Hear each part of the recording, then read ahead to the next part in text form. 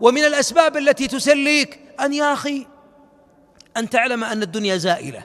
يا أخوان، إذا مات السنة 1437 حبيبك، أنت كم تقعد بعده؟ الله يجزاك خير. أن تعتقدون بعد 70 سنة 60 سنة، هل يعتقد أحد منكم الآن أنه موجود؟ بعد 60 سنة أبو 40 صاير 100، وأبو 50 صاير 110، أحد يوصل 110 190. يعني بعضنا يؤمن أنه بعد الآن من 70 سنة ولا واحد موجود. فإذا سبق أحد إلى الله فبقضائه وقدره. الدنيا زائلة. المهم أيها الأحباب أن تكون بطن الأرض خير لك من ظهرها، ولذلك أن يكون أخراك راحة، ما تكون معذب فوق الأرض تحت الأرض فوق الأرض. يقول الله جل وعلا في صفحة من العزاء للمؤمنين، يقول الحق، واسمع قول الحق جل وعلا: اعلموا أنما الحياة الدنيا لعب ولهو وزينة وتفاخر بينكم وتكاثر في الأموال والأولاد. ثم انظر صفتها، ما أقرب صورة للحياة الدنيا. قال جل وعلا: كمثل غيث أعجب الكفار نباته، الكفار الزراع المزارعين، الكفار نباته ثم ما أجمله، ثم يهيج فتراه مصفرا ثم يكون حطاما، ثم يذكرك الله قال: وفي الآخرة عذاب شديد ومغفرة من الله ورضوان وما الحياة الدنيا إلا متاع الغرور. اللي الآن يسميها غرور من هو؟ اللي خلقها. يا أخي سبحان الله العلي العظيم، لو واحد يصنع سيارة يقول هذه ستنفجر بعد ساعتين، تركبها الله يجزاك خير، ولوها 2016 ولوها جديدة، يا أخي بتنفجر، لا والله ماني براكبها. طيب خذها لك الله يجزاك خير، تمشي بها ساعتين إلا ربع، ما وش يضمن لي؟ خاف قبل ما توصل الحد تنفجر.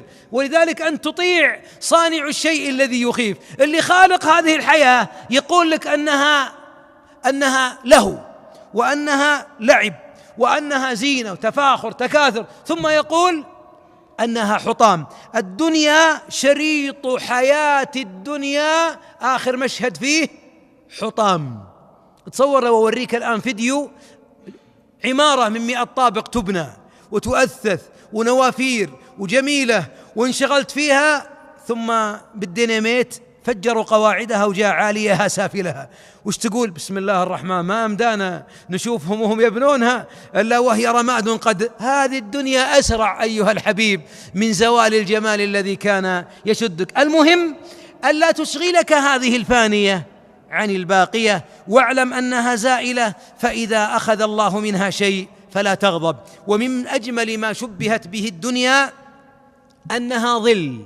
ما لي وللدنيا إنما أنا كراكب استظل تحت ظل شجرة. أسألكم بالله يا أحبابي، في أحد من الناس لقيته تحت في الليل يدور شجرة ينوم تحتها في الليل وهو سيرحل قبل النهار؟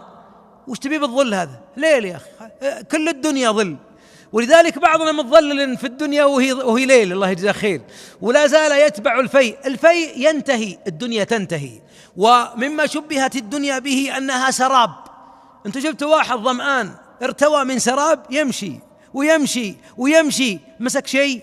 هذا مثل بعضنا 70 80 سنة وقلبه ممتلئ الدنيا، باعوا في المخطط الفلاني وشروا وعمروا، وحتى بعضهم عمر 70 ورايح يدور خلاطة وخشب يبيه بيصير مقاول، بيجيب ما بعد انتهيت من الدنيا، ما بعد سمحت، الله يجزاك خير. الحبيب يقول: أعذر الله إلى امرئ بلغه 60، والله يقول: حتى إذا بلغ أشده وبلغ 40 سنة. ماذا تريد؟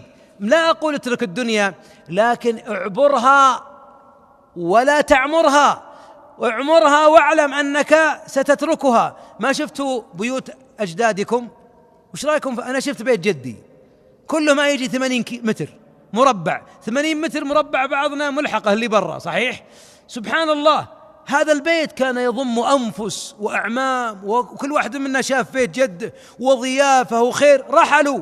هذه البيوت اللي أنت ما تسكنها، تسكن بيت جدك الطين، يضحك عليك لو سكنته، ما تسكنه، الحي رحل والبيت تهدم. هي الدنيا بيت جدك، الله يجزاك خير.